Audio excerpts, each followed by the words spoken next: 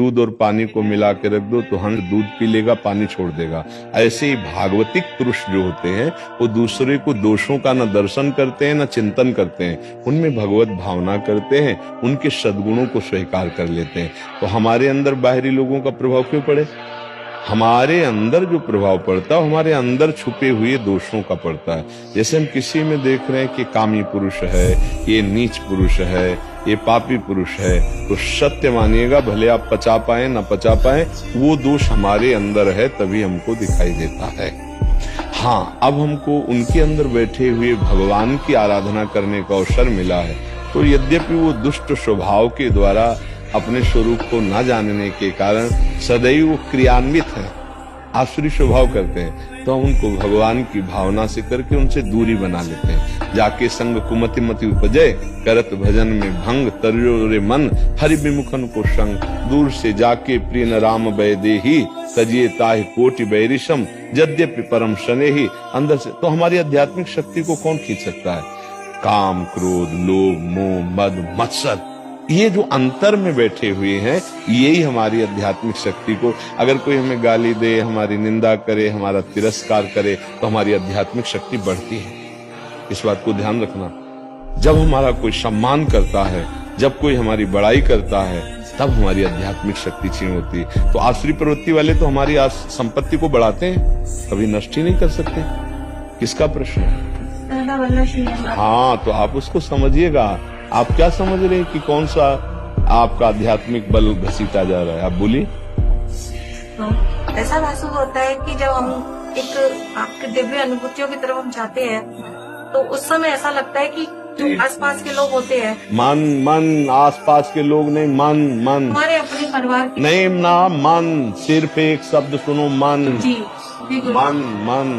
मन को अगर प्रभु में लगा दिया तो घसीट कौन रहा है?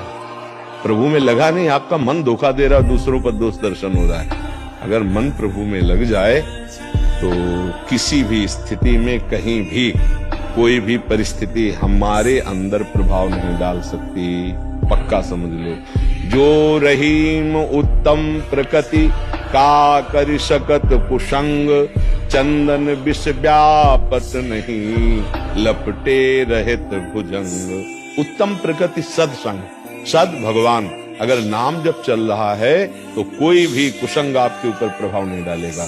नाम जप आप छोड़कर कुसंग का संग करेंगे तो आप खुद गलती कर रहे हैं। आप भगवान के दिव्य नाम में, प्रभु की दिव्य लीलाओं में, प्रभु के रूप में, प्रभु की सेवा में मगन रहे। कौन परेशान कर रहा है? हम कह रहे सब गाली बकने लगे, हम अंदर राधा राधा राधा राधा, कौन हमारा पतन कर सकता है? तभी पहला शब्द था, ऐसा कोई पैदा ही नहीं हुआ। सीम की चाप सके को तासु, बड़ रखवार रमापति जासु। भगवान के दास के दासत्व की शक्ति छीन ले, ऐसा हमारी गलती होगी। हम काम में आकर्षित होंगे, क्रोध में आकर्षित होंगे, मोह में आकर्षित, तो हमारी, हमें कोई नहीं। क्रोध दिलाने की चेष्टा कर हम क्रोध ही नहीं करेंगे। राधा राधा राधा राधा राधा, ऐसा है। परिवार के जनों में भगवत भावना शुरू करो, तब आगे समाज में भगवत भावना होगी।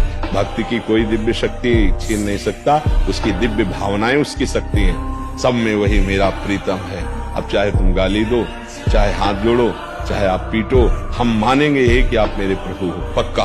अब क्या बिगड़ने वाला? जित देखो तित श्याम में। गलती हमारी, कमजोरी हमारी, चूंकि आप वैष्णव इसलिए ऐसा उत्तर दे रहे हैं। आप सावधान होइए। परदोष दर्शन, परदोष चिंतन, पर निंदा, ये साधक के लिए बहुत हानिकारक है, परमार्थ में आगे नहीं बढ़ने देगी।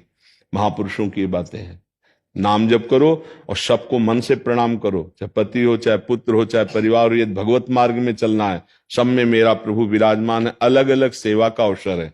पति को पत्नी के धर्म से, पुत्र को माँ के धर्म से, हम सबका धर्म से यथोचित पालन करेंगे, लेकिन सब में अपने प्रभु को देखेंगे। दोष और गुण संपूर्ण सृष्टि में है। शुद्ध स्वर्ण का आभूषण बन ही नहीं सकता, उसमें मिलावट की जाती है। ऐसे ही माया की मिलावट से ये रचना है, और इसी रचना में हम आसक्त हैं, इसीलिए हम दोषी हैं। हम अपने भाव को सुधारें, देहात्म भाव को कम करें, तो आपको दिखाई देगा सिय राम मैं सब जग जानी, करूं प्रणाम जोरी जुग पानी। कौन बचा? कौन? वासुदेवाश्वरमित स महात्मा सुदुर्लभा। महात्मा एक पदवी है, स्थिति है, वो चाहे स्त्री हो चाहे पुरुष, सब महात्मा, चाहे गृहस्थ हो चाहे विरक्त, सब महात्मा जो उस महान से जुड़ गए वो महात्मा हो गए।